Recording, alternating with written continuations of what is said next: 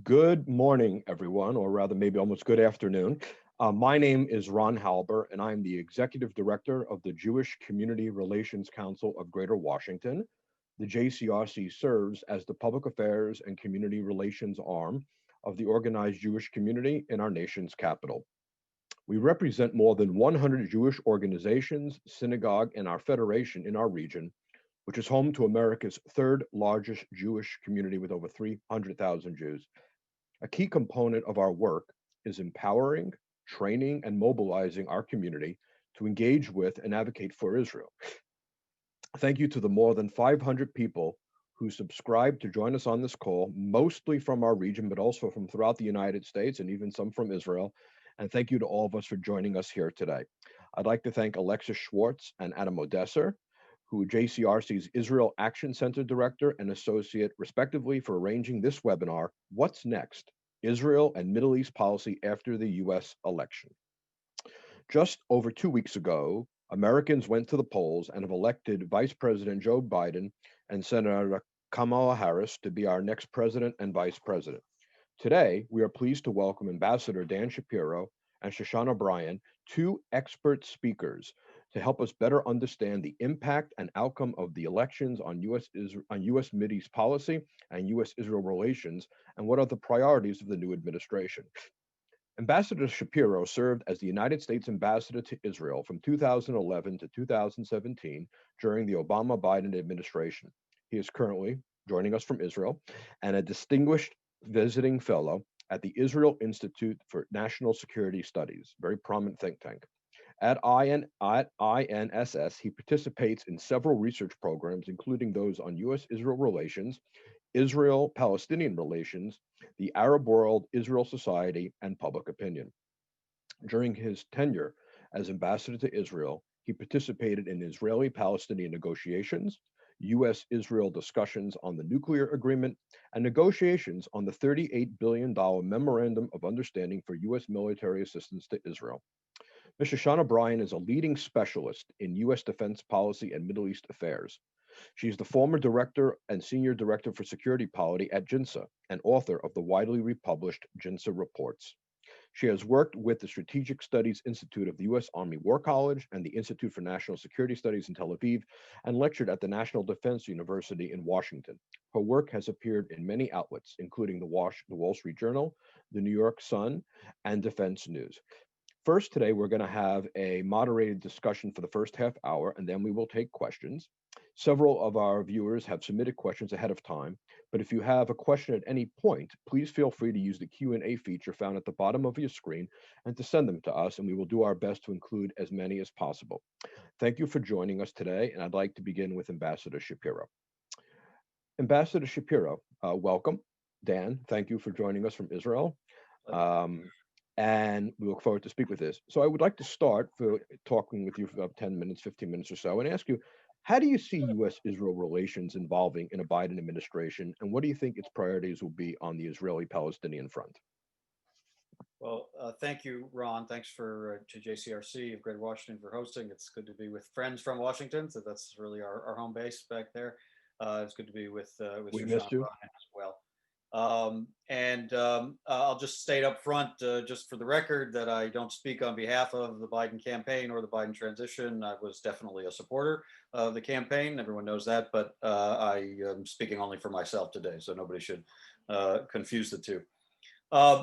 Just to get to your thought about how what I would expect a President Biden, a Biden administration, Biden-Harris administration to approach Israel starts with Joe Biden's history and who he is, and how he has always thought about and talked about this relationship. And I have to say, I do think there are few political figures in American life who have spoken of their belief in the importance and the justice and the kind of fundamental necessity of a state of Israel with quite the same emotion that President-elect Biden has. He's somebody who has long called himself a Zionist, talked about the learning of the the reasons and the necessity of the founding of Israel as a young person from his family, made sure to travel there early in his Senate career and throughout his Senate career and build relationships with 9 Israeli prime ministers from Golda Meir to Benjamin Netanyahu. He brought his family there on many occasions, and then sort of took those emotional bonds and carried them forward into his public roles, where he married them with kind of a strategic understanding of how U.S. interests benefit from having a democratic partner and a security partner in the Middle East, and spoke about always as a strong supporter of U.S. assistance for Israel, security assistance, and that being very the best money the United States invests anywhere, and that if we didn't have an Israel in the Middle East, we'd have to invent one for the ways U.S. interests benefit from having that partnership. And he took all of those principles into the Obama-Biden administration, where he was very involved in decisions like the funding of the Iron Dome missile defense system, and making Israel eligible, the only at that time Middle East country to be eligible for the F-35, and emergency resupply of Iron Dome during the 2014 Gaza war, and the $38 billion military assistance agreement that we negotiated in 2016. And all of those efforts to strengthen the partnership between the two countries. And so I think I start from the point of view that this is something he just views as absolutely natural, absolutely necessary, absolutely fundamental to U.S. interests, to U.S. values, that this partnership be strengthened, that this partnership be nurtured, and that it be taken up to the next level.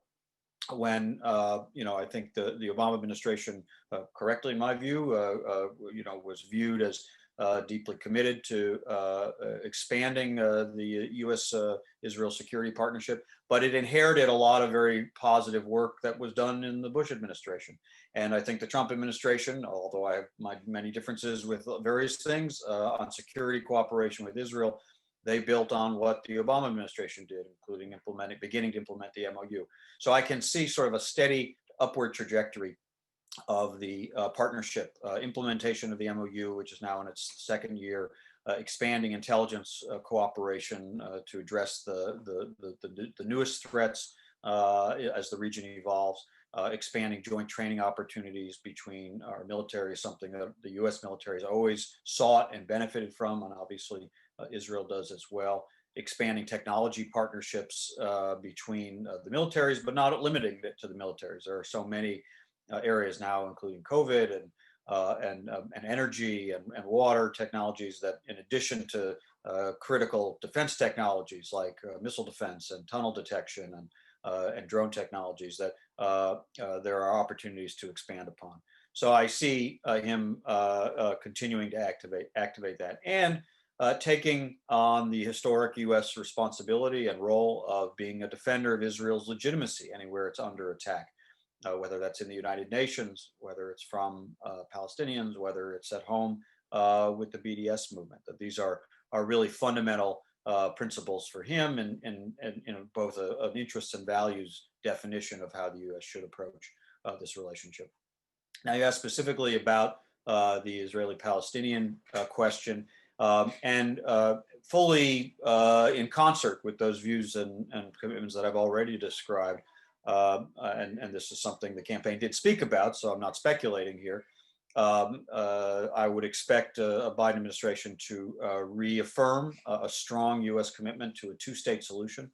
It really is the only outcome that can really end the conflict. And really something that's necessary to safeguard Israel's security, but also its Jewish and democratic character, which are so fundamental to that common values aspect to this relationship, and are really the essence of the Zionist dream. So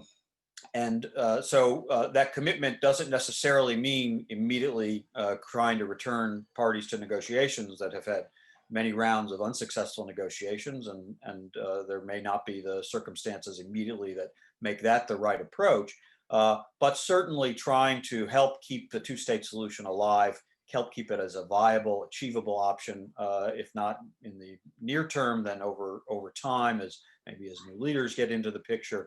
And in the meantime, to encourage both parties to do those things on the ground that can help stabilize the economic and security situation and be consistent with progress toward an eventual resumption of negotiations for two states, and obviously to avoid doing those things that are more likely to make it difficult to achieve a two-state solution.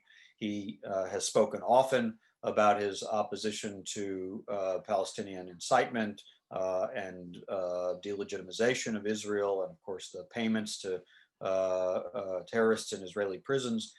He was, as was nearly every member of the Democratic Party, outspoken this year that when the subject of unilateral Israeli annexation of the West Bank was on the table, that it would be a bad step, and about settlement expansion as well. And so those are things to ask the parties to do or not do that keep a two-state solution alive and viable. But that's not necessarily meaning immediate negotiations, but looking for that opportunity when that comes to pass. Dan, can I ask you a question? Oh, I'm sorry. I wanted to ask you a question. Add more sentences on it, and that's to say that something that obviously is new and very welcome, and he welcomed it when it occurred, and we'll talk more about this, I'm sure, are these normalization agreements between Israel and Arab states, the UAE, Bahrain, and Sudan on the way, and perhaps others. And what he said at the time that those agreements were announced was that he immediately welcomed them, that he considered it to be a long-term strategic objective of bipartisan U.S. administrations to see Israel normalize relations with Arab states. He would continue to try to advance that process and expand it and challenge other nations to keep pace, and try to generate some positive momentum from that process toward the Israeli-Palestinian process, that those need not be considered in competition with one another. In fact, they could move together in parallel and even in concert.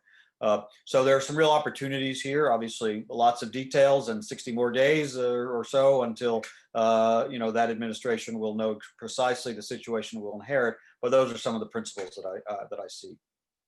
You answered my question actually already in your comments. So now we're gonna, and thank you, Dan, I appreciate it.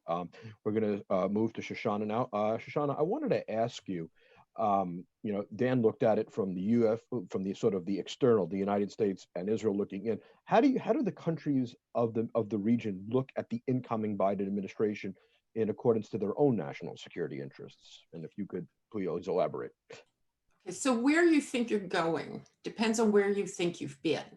If you think the American election will influence the path between Israel and the Arab states and regional partners, depends on why you think they're doing it. If you think they were pushed into a deal, you might expect a different administration not to be pushing it as hard. But if you understand that Israel and the Gulf states and Sudan saw the Obama administration's focus on negotiating with Iran, making deals with Iran, paying Iran, even as Iran was causing massive destruction in Iraq and Syria and cheating on the nuclear deal, then you see that movement toward Israel, which began years ago, as enlightened self-interest. Israel sees the region very much the way the UAE and Bahrain do, and it will continue because it works for those countries. But it isn't only about Iran. You also have to calculate the changes in those states in what they tell their own people.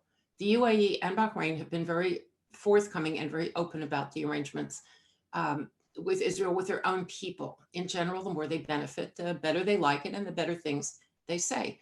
That movement has moved even to Egypt. And after decades of cold peace between Israel and Egypt, the Egyptians are being very supportive of this accord.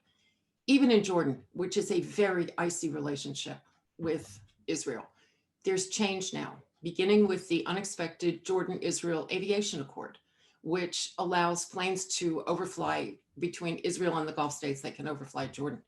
It was a necessary arrangement in light of the Abraham Accords, but it was also very well done and very quickly done, which is unusual.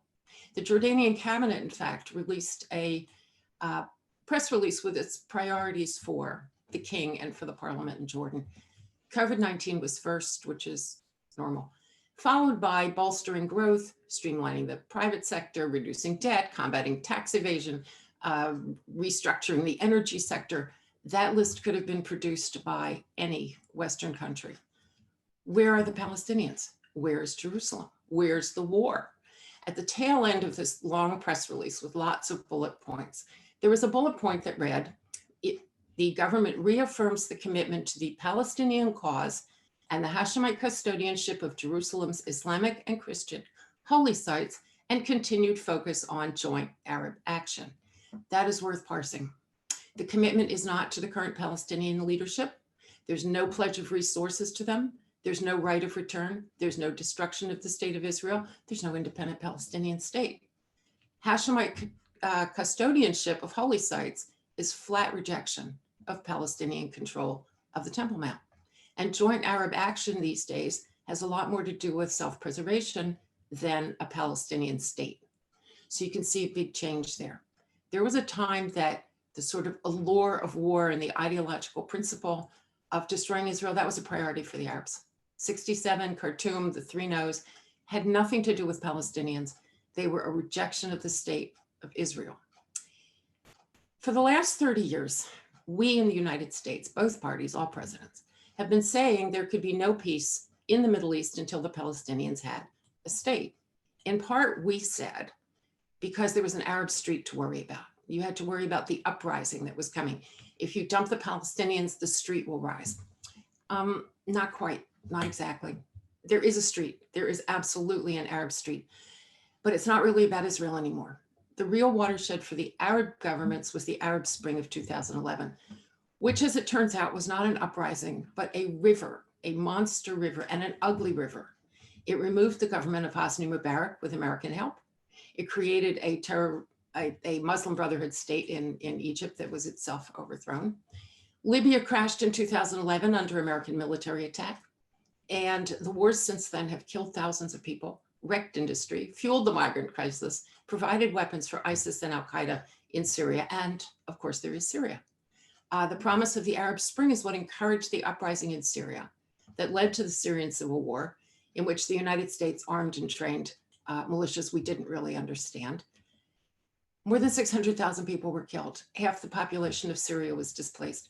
But more important for this conversation, all of that upheaval, all of that destruction, all of that chaos was backed by policies of the Obama administration that wanted to win Iran back, but generally undermined the stability of a lot of other countries. Chaos exacerbated by American policy frightened everybody. No one wanted to be Libya. No one wanted to be Syria if they had a choice. And what we discovered is they did have a choice. They could choose to turn to Israel. They're choosing their own self-interest. They are choosing the interest of their own people. You can see it in the almost unanimous criticism of the Palestinian Authority for mismanagement and corruption. The relationship with Israel has been there for years. It's been quiet. It's popped up now for various Arab reasons. And changes in American leadership, in my opinion, won't change that. Because I think, as Dan said, the Biden administration sees the Abraham Accords as a positive, sees the acceptance of Israel in the region as a positive. So I don't see it going away. The only thing that might change is emphasis, it seems to me. If the emphasis of an incoming administration, for example, has to do with improving relations with Europe, which one could say under the Trump administration were not very good, American focus will return to the Palestinians. The European quartet, the European participation in the quartet's over. They've created something called the Quint, UK, Germany, France, Italy, Spain, to push the Israel-Palestinian peace process as they see it. If the administration wants good relations with Europeans, it may play in that arena. It may not play in that arena. I'm not saying it will, but that is one possibility. It's also worth noting that the General Assembly at the UN passed 7 anti-Israel resolutions. Yes, I know they're non-binding, but they're there, and there are 10 more in the hopper. If the Biden administration wants better relations at the UN, emphasis will go there. And finally, if the incoming administration is considering reconstitution of the JCPOA with changes in form and changes in everything and security, as Vice President Biden has said, you can look for the Gulf countries to increase their relations with Israel and the Sunni Arab states to increase their relations with Israel, but they will be under greater threat. Thank you, Shoshana, for that very thorough analysis. I appreciate it very much. I'm gonna pose some questions and give each of you an opportunity to respond to either one. And again, so one of the things that you said a lot of interesting things, Shoshana. One of the things that you said that was very interesting is how even among the Arab states, the Palestinian issue is becoming less of a priority as they're looking out for their own national interests. And my question to Dan and Shoshana, each of you, is how will this impact the ability to get the Palestinians to the negotiating table? How will that change, that inter-Arab dynamic? How will that change potential Israeli-Palestinian negotiations in the future? And let's start with Dan.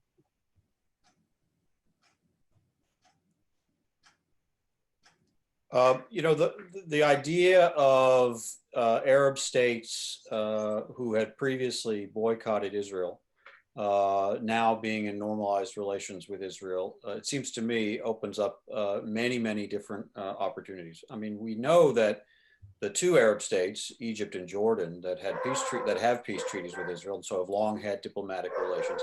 I'm sorry about the dog barking in the background. Have been very active in Israeli-Palestinian diplomacy. They have hosted talks, they have encouraged talks, they have talked them down from crises, they have sponsored ceasefires. There's many ways that they have played. And those are countries that have maintained what we usually refer to as a cold peace with Israel, without a lot of cultural and people-to-people interaction or trade or tourism. Really just government to government and security service to security service relationship. Now imagine the kind of dialogue that a UAE or Bahrain or others that we hope will come behind them, who are really actively trying to broaden the relationship into tourism and technology and trade and cultural exchange and with real warmth and with real depth that the other relationships are left. That the kind of dialogue they can have with the Israeli public and the Israeli government on these questions, but also can then come to the Palestinians with whom they continue to say they support the cause, even if they have complaints about the current leadership, to say, look, if you as Palestinians want to advance toward your legitimate goals, and there's an international effort, US-led or somebody else leading to sponsor that, we as friends of your cause can be helpful. We can provide support. We can provide economic support for institution building and the like, but maybe also some positive pressure on the ways, on the approach and the positions even that Palestinians would take in those talks. And that interaction with Israelis and with Palestinians, it seems to me, holds significant potential to generate some positive momentum. It's not automatic. Obviously, the Palestinians reacted initially very, they felt aggrieved that the original sequence laid out in the Arab Peace Initiative, which was first a two-state solution only, then normalization, was abandoned. As Shoshana said, this was Arab states who were tired of waiting for that and somewhat also tired of some of the Palestinian leadership's decisions and deciding to pursue their interests, which they believed were enhanced by normalizing with Israel, to go ahead. But it doesn't mean that these two aspects cannot advance in parallel. I think it very, very much does. Now, I'll just close with this. What the United States will need to do, it would seem to me, is to be also in dialogue with both Israelis and Palestinians, and of course, pulling these Arab partners into those discussions as well. One of the things that the Biden campaign mentioned that they would try to do is, that's different from the Trump administration, is to restore U.S.-Palestinian diplomatic dialogue. At the moment, there really isn't any. And that's an opportunity for the U.S. to, in addition to all of the very positive ways that it interacts with Israel, to be, again, in the conversation with all the relevant players. And that may be able to be a focal point, too, to pull in these Arab partners. Thank you, Dan. Shoshana, same question. Yeah, I think Dan hit on the two things. I think it's a great opportunity, frankly, for the American administration to say, here's where we want to go, here's where we'd like to take you with us. And I think they will have a better hearing in the Palestinian halls of power than the current administration. So yeah, it's an opportunity for the United States. And I would say too, that the Palestinians, like everybody else, go with their self-interest. You may have seen or may not have seen, they've returned their ambassadors to the UAE and Bahrain very quietly. They didn't talk about it, but having loudly and publicly pulled their ambassadors out, they've thought better of the idea. They canceled their security cooperation with Israel. They refused to take tax revenue from Israel. They've changed their minds. Okay, they're back to security cooperation. And it's a good thing for the Palestinians because there's no way they make progress without doing those things. And this is a great place for the United States to say, you want to travel the path of your self-interest? Here it is. So then can I suggest that you both think that the normalization of agreements creates more portals into the Palestinian world where there might be able to leverage influence, and actually this might be a positive thing towards peace, as the Palestinians don't just rely on the United States to be the interlocutor between them, but actually has fellow Arab states that have established relationships with Israel and then in turn can use those relationships to their benefit? In principle, yes, but in part, it depends on how the Palestinians and the Gulf states see each other. At the moment, they are not happy with each other. The return of ambassadors wasn't because they're happy. The return of ambassadors was out of fear that they were going to miss out on even more. And you still have to account for the fact that Hamas is in the picture. You can't ignore Hamas. I mean, all those things need to work themselves out. Portals are good, but portals are only good if you can go through them. Right. I'd echo Shoshana's comment there. Nothing about this is automatic. But certainly these normalized relations, the Abraham Accords, do hold within them the potential, if used correctly, and of course, based on decisions by leaders in all the different actors, to actually do what you suggested, Ron, which is to be portals to advance greater progress toward a resolution of this conflict. So I'd like to ask you a question, pose a question to both of you about the sale of the F-35s. You know, I've heard some people say that this wasn't a normalization. This was an arms deal. That may be overstating it, but certainly the initial reaction from Bibi Netanyahu was that they were not happy with the F-35s, and they kind of quietly no longer objected. But a lot of people in the end, and as we all know, AIPAC hasn't really challenged an arms sale in Congress in many years. I wanted to know what you think, both of you, the impact of the potential sale of the F-35s to the United Arab Emirates on the balance of power and the impact on Israel's qualitative military edge. And I can add a fact that Omri Nachmas in Washington has added that 2 Senate Democrats, Chris Murphy and Bob Menendez, have introduced a bill to prevent the U.S. from selling the F-35. So how does the F-35 impact the balance of power, the qualitative military edge, and is it going to open up an arms race with Israel seeking additional compensation and additional armaments to counteract that potential threat? We'll start with you, Shoshana, first this time, then we'll go back to Dan. Okay, so qualitative military edge, which is law in this country, says that Israel has to be seen as able to confront any individual country or likely combination of countries in a war and come out, decently. So the question is, how do you think the UAE fits in here? It is unlikely that it will be party to a war against Israel. So on its face, it's not a problem. There are lots of different kinds of F-35s, There's the upgrade, there's the downgrade, there's the low grade, there's the mid grade. How you see it as a threat potentially to Israel depends on actually what it is that the UAE government gets. So on the one hand, I would say, no, I don't see it as changing the coalition of, quote, likely countries against Israel.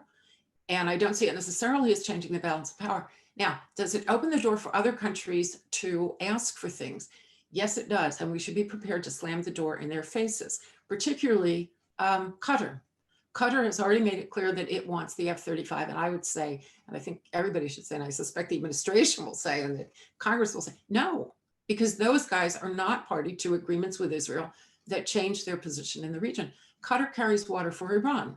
The likely combination of countries facing Israel is Iran plus Qatar. So no, we, the United States, have to be very careful about how we do that. And in terms of arms races, Israel has already asked to be compensated for the F-35 sale, and Israel will be compensated, not necessarily with a direct counterweight to the F-35, but in terms of those things that really threaten the state of Israel, like Iran, and what Israel needs to be secure against Iran.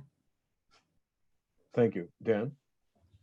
I think there were both some substantive, and Shoshana hit on some of them, but also some procedural problems that led to that announcement. I mean, and I'll just say from my understanding, the Biden campaign said this was something that as president he would review, and hasn't said much more than that, and I think that's appropriate.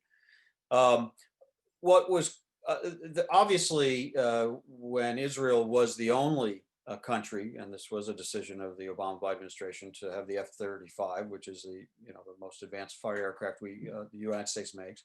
That was an element of sustaining that QME, of fulfilling that legal and policy obligation to ensure Israel's QME. So if another country and of course the Obama administration also denied UAE requests for briefings on it and for a chance to purchase it. So that's a significant change to introduce into the region, into the Air Force of another country, a capability that matches that. As Shoshana says, that's not necessarily a one-for-one match. There's lots of details about these systems, how they're arranged, what capabilities they carry, and the like. Normally, when American administrations have considered significant arms sales to Arab countries, they have engaged in a very deep consultation with Israel between the defense experts of the two countries, not really even at the policy level, the experts who can really go down to the technical aspects of the systems, and try to reach understandings before the decision is made to make the sale. And by the time the decision is made, then both the U.S. and Israeli governments can say to Congress and say to anybody else, we feel that this is consistent and won't do with QME obligations and won't do harm to that. In this case, it felt like the sequence was a little bit backwards. That first came the commitment to the UAE. You can say whether it was a quid pro quo or not for normalization. I think for all the reasons we've discussed earlier, the UAE had an interest to pursue normalization, but they clearly understood that this was sort of part of a package. And only after the fact, and there was some different accounts of what Israeli officials knew and which Israeli officials knew and when they knew, but only after that was essentially decided was this consultation undertaken. And it was done in a very, very rushed fashion. Normally these things take many, many months. Over the course of a few weeks, maybe a month or so, it went from the defense minister of Israel saying he really had never even heard about this deal, to he and the now fired Secretary of Defense, Esper, signing an agreement and apparently having some classified understandings as well, where the Israeli account was, okay, now our concerns have been met. Obviously, that's something else the Biden administration will have to get briefed on and understand what commitments have been made. So there are ways of handling these types of sales, ensuring that they don't affect the QME. They have to do with the quantity, with the capabilities, with maybe end use restrictions that are applied to the systems, to what Israel has that can match, or obviously what else Israel is getting. The time Israel will have a decade head start of having the F-35 in its Air Force before the UAE gets its first one. Those are all sort of solvable, but again, it usually requires a very thoughtful and detailed and rather lengthy consultation before doing it. I think it was a bit out of sequence. The last thing I'll just mention is something else Shoshana touched on, which is it does, at least there's historical precedent that says when one Arab state like the UAE, which maybe Israel would say, well, it's far away and it's fairly moderate and it's fairly stable, receives a system or is able to buy a system like this, others, and particularly Saudi Arabia, who's sees itself as the big dog of the Gulf, will eventually also seek it. Maybe Egypt, which has a peace treaty with Israel, has for 40 years, will seek it. And that raises very different questions because of geography, because of questions about stability.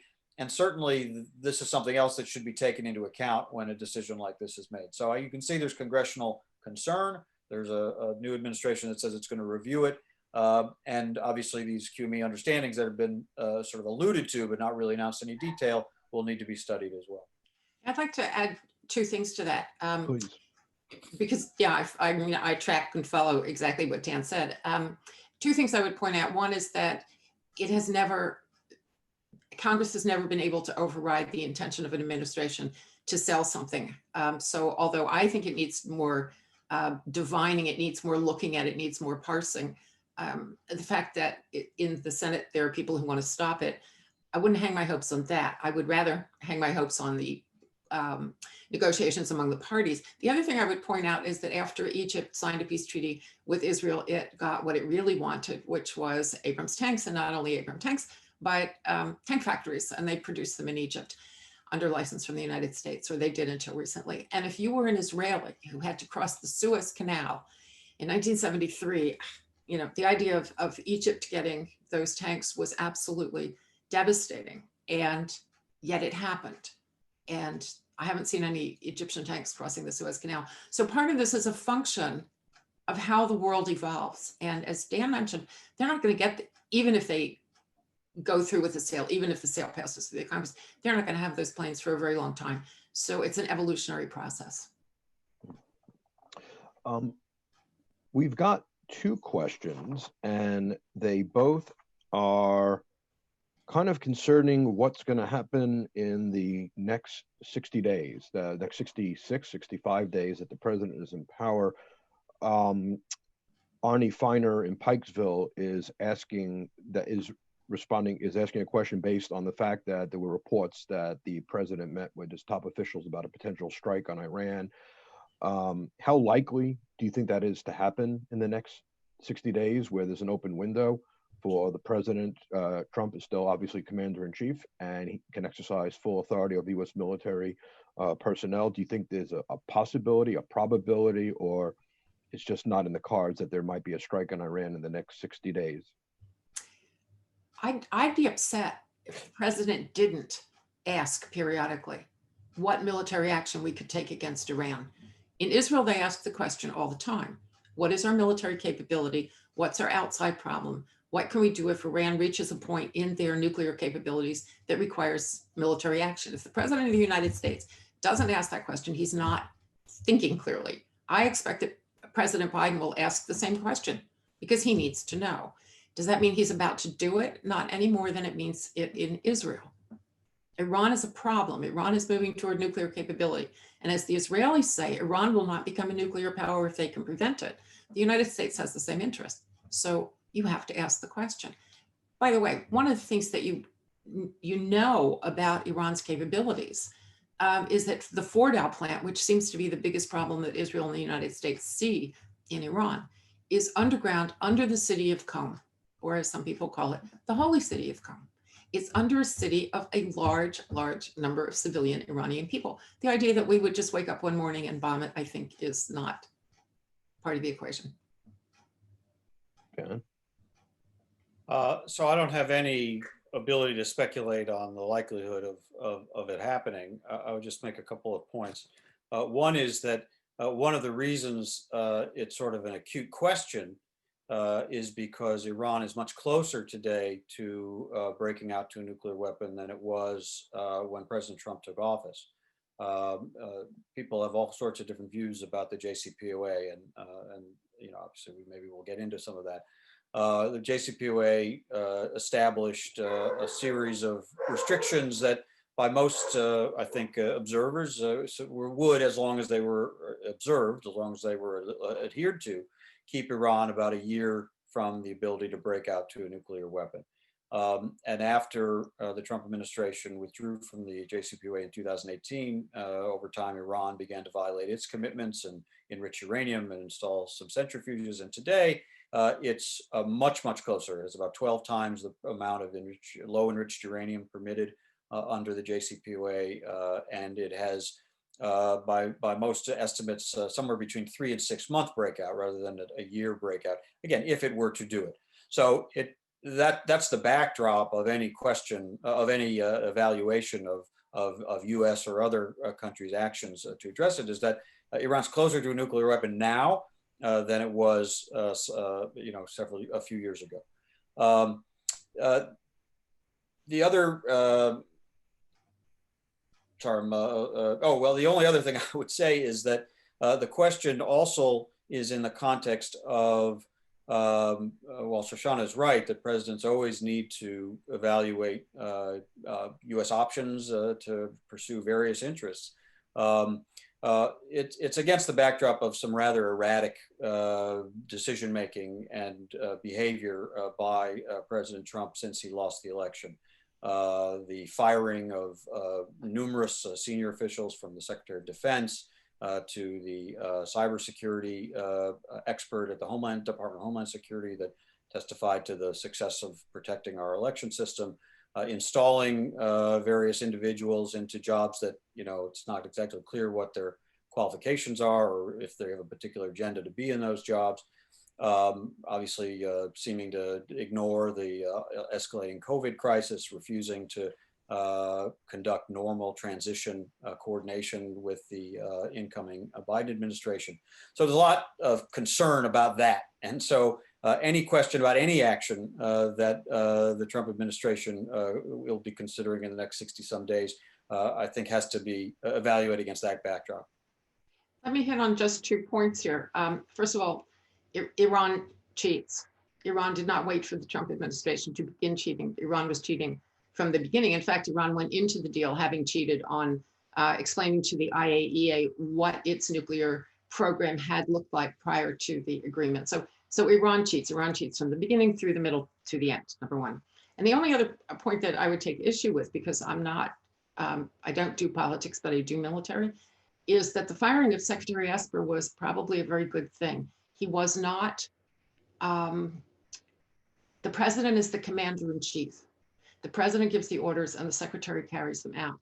And Esper was unwilling to do what he was charged with doing. The only time you cannot do that is when you have an illegal order, and everybody in the Pentagon, military and civilian, knows what an illegal order looks like. And they have no obligation to fulfill those illegal orders. But short of that, the president is the commander in chief, and you are the, I don't want to say the executioner, but you're the guy who executes.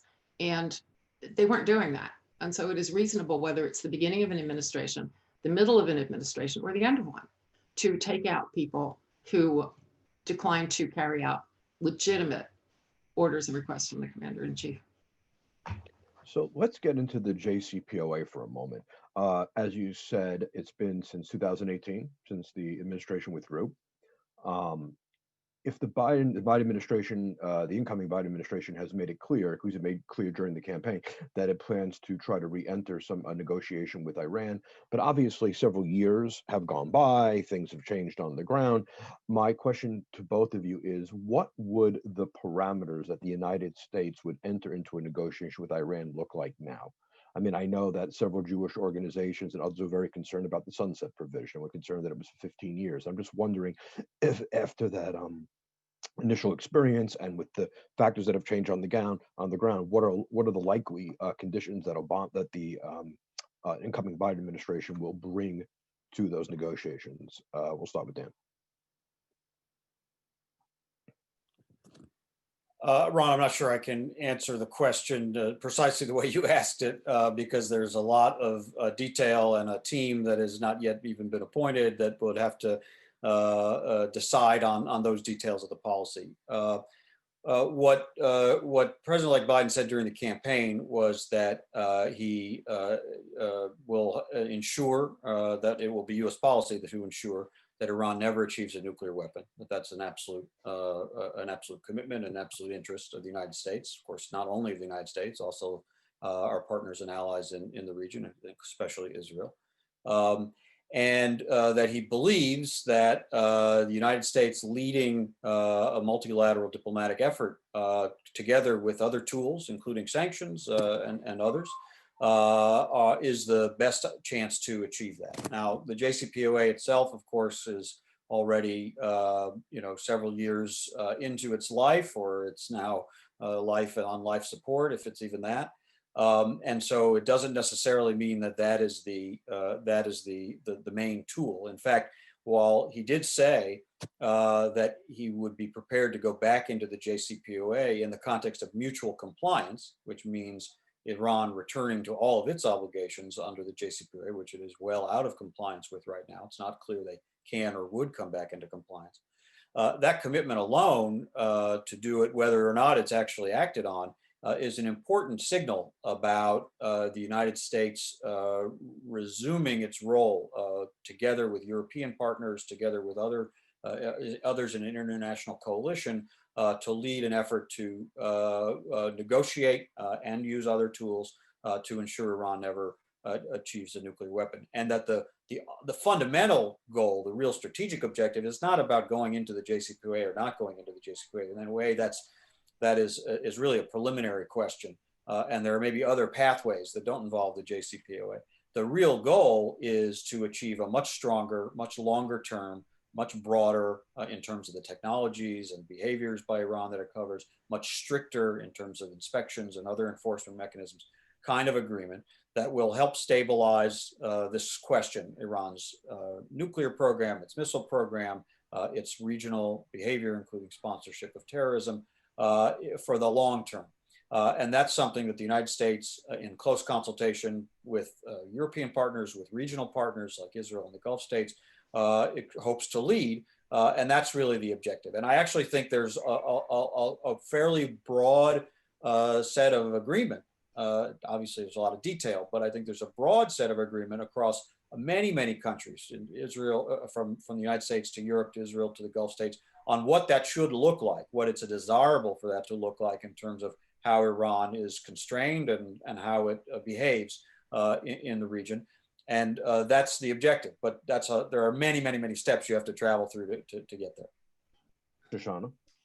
So what I hear you saying, Dan, is that the JCPOA actually wasn't a very good agreement by itself, and we need a better one, and that Mr. Biden is prepared to go into the conversation about another one, a better one, a stricter one. And I follow you all the way down that pike. I think you're absolutely right. We need a better one. And if he can work with the Europeans, I think that's great. I want to take the question, though, from the other side and say, how do you get the Iranians back to the table? And again, ask yourself the question, what is Iranian government self-interest? Because remember, the Iranian government is not the government of its people. It is a Shiite hegemonist organization that sees its goal in life spreading Shiite theology, Shiite rule across the Muslim world first and across the rest of the world second.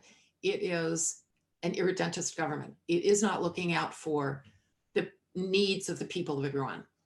If it was, it wouldn't be doing half the things it's doing, not just the nuclear stuff.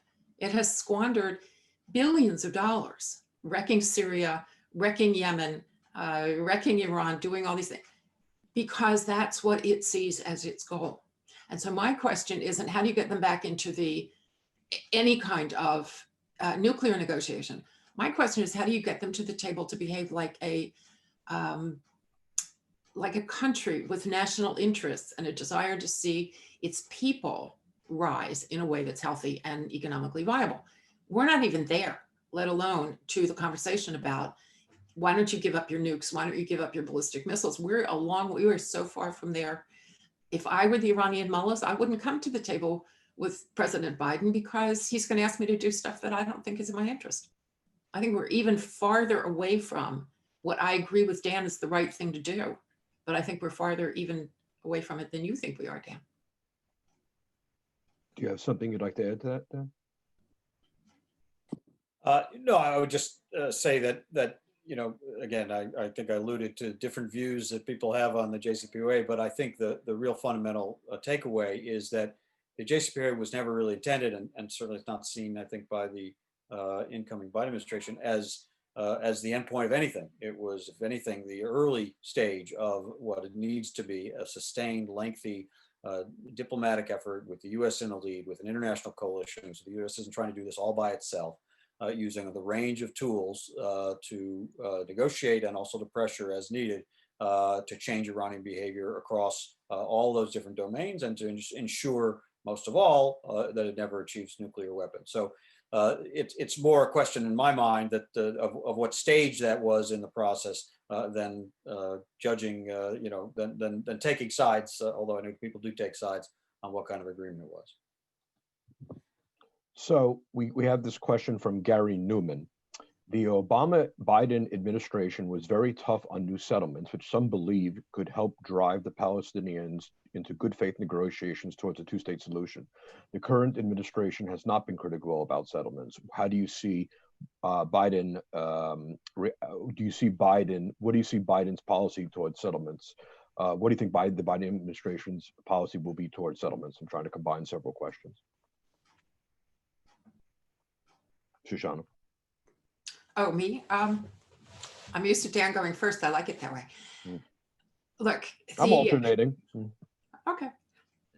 It was the policy of the Obama-Biden administration to come down hard on settlements. And for a long time, the Israelis lived with that. There was a settlement freeze. There were no new settlements. There was only construction inside existing settlements.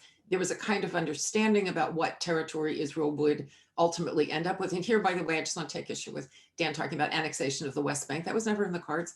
The application of sovereignty to Israeli people living in the West Bank is a lot different than annexing the West Bank. And that was never in the cards. But anyway, the Israelis have experiences with settlement freezes. And if they were going to be a useful arm of policy, they only could have been useful if the Palestinians responded in a positive way, which they never did.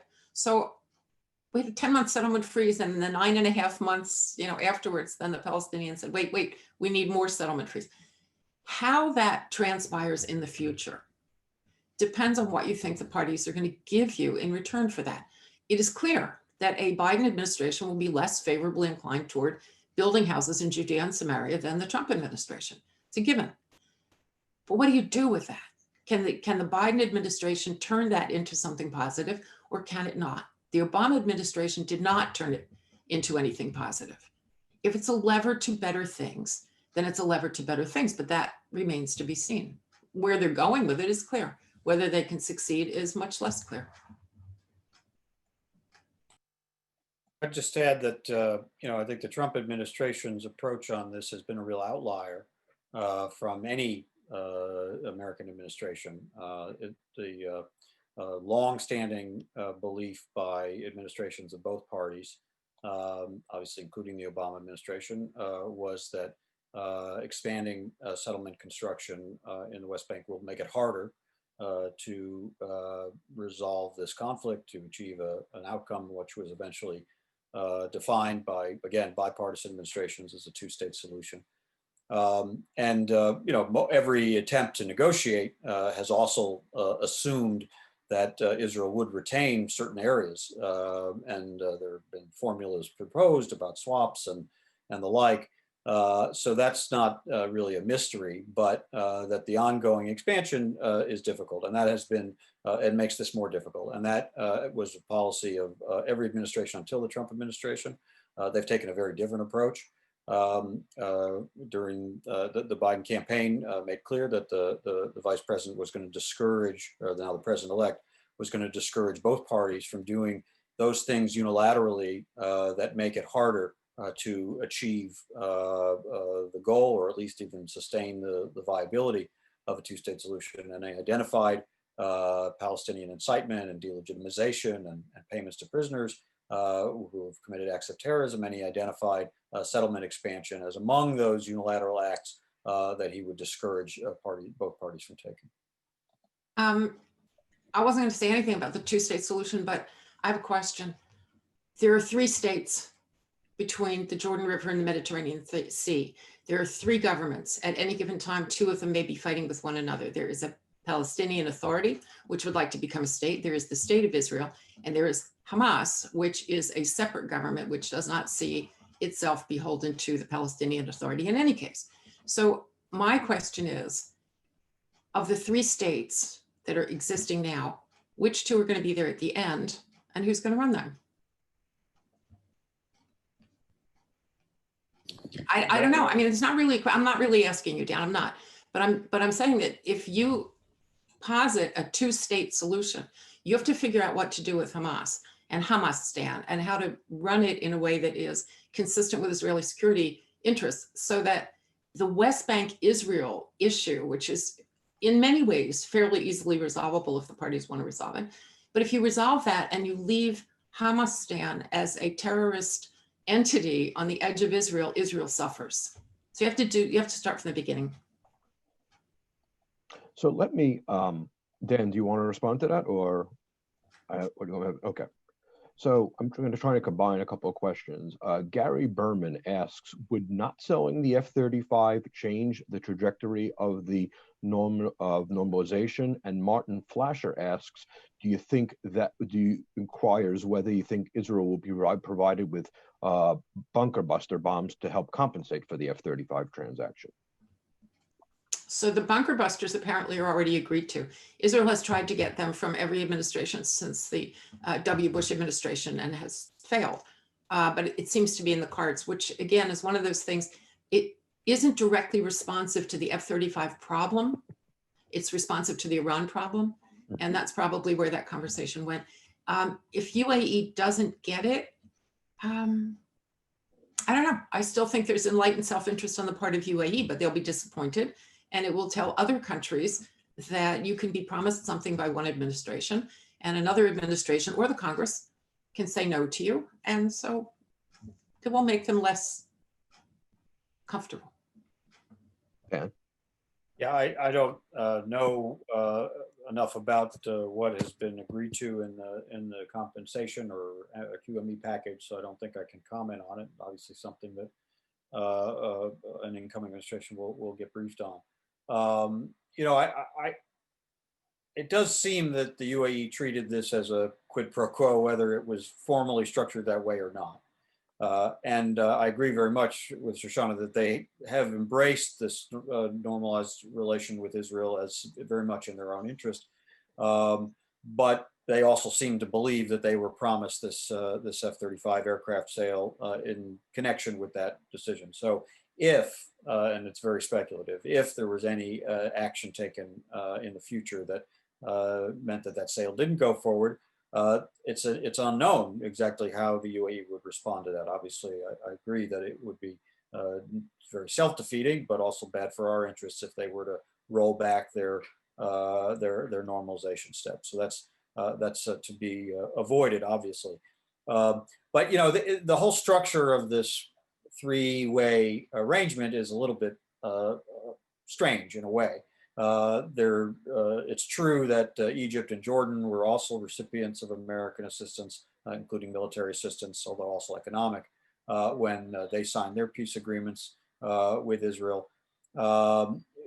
It probably undercuts a little bit what we believe is the right thing as a matter of principle, that Arab states should normalize their relations with Israel because that's the right thing to do. If they will only do it if they're rewarded with major arms sales. There are some who it would be much more dangerous to provide that benefit than maybe it is for the UAE. We wouldn't want to set that as the given quid pro quo. And especially when, if in so doing, it seems to, if there's a need to then bolster Israel's QME, we perhaps in an odd way have undercut their security and have to help protect them from the very countries that have just normalized relations with them. That's a little bit odd, that whole structure. So I think it should be studied carefully, and expectations for all parties should be reasonable and as transparent as we can make them. But as I agree very much that we don't want to see anything happen that would have the UAE feel that they don't want to continue moving forward on a very enthusiastic and quick pace with which they are actually cementing the normalization. So Shoshana and Dan, thank you very much. I just wanted to maybe give you each a few seconds to offer some closing thoughts. We'll start with Shoshana. If there's any closing thoughts you'd like to offer or reflect on any of our discussion today, and then I'll offer the same to Dan, and then we'll conclude the call. Yeah, I would like to say that American participation in the Middle East is sometimes helpful and sometimes not helpful, regardless of administration, regardless of party. That's not a partisan thought. We often are wrong. We do the wrong things, and we are sometimes right. But one of the things that's become clear over time is that the parties in the region itself expect us to be there. And so that's what you see. That's what I think. It's what I hope for the incoming administration. that it understands that even when we make mistakes, even when we do it wrong, even when we aggravate people, which we do, they think that we belong there. They look to us. I don't want them looking to China. I don't want them looking to Russia. Russia's about to build a naval base in Sudan. That bothers me. China has a base near our base in Djibouti. That bothers me. We need to be players in the region. They expect it and we need it. Thank you, Shoshana. Dan? Well, I agree that the U.S. has an important role to play in the region. I think the American people are pretty clear, and it's been a theme actually that's run consistently through both the Obama and the Trump administrations, that there's little appetite for extensive, major, ongoing, active military operations in the region after the Iraq and Afghanistan wars, but there are many ways of being present. There are many ways of being partners with our friends and obviously supporting their security, and Israel chief among them. And that can and should continue. It also takes place against a very, very challenging background for any new administration or any administration. Obviously, this administration's focus coming in very much is on COVID recovery and the economic crisis and the racial justice crisis and climate. Internationally, you have the need to revitalize alliances like NATO and our Asian allies, deal with the challenge of China and an aggressive Russia, and all those transnational concerns, from COVID to climate to migration to non-proliferation to a democratic recession. So there's a lot on the plate. But I also think that those commitments to obviously to Israel and its security and that partnership to other partners in the region and to trying to make sure that the U.S. presence is productive in all the ways I think Shoshana and I agree on is something that we will see continue. Thank you, Dan. I'd like to thank all of you who have joined us today, and a special thank you, of course, to Ambassador Dan Shapiro and Ms. Shoshana Bryen for taking the time to share your knowledge and expertise. I thought it was a fascinating discussion and analysis, and I really appreciate your taking the time to join us. We look forward to seeing you again with us at some point in the future. And thank you. Have a great day, and to everybody, a happy, healthy, and joyous Thanksgiving.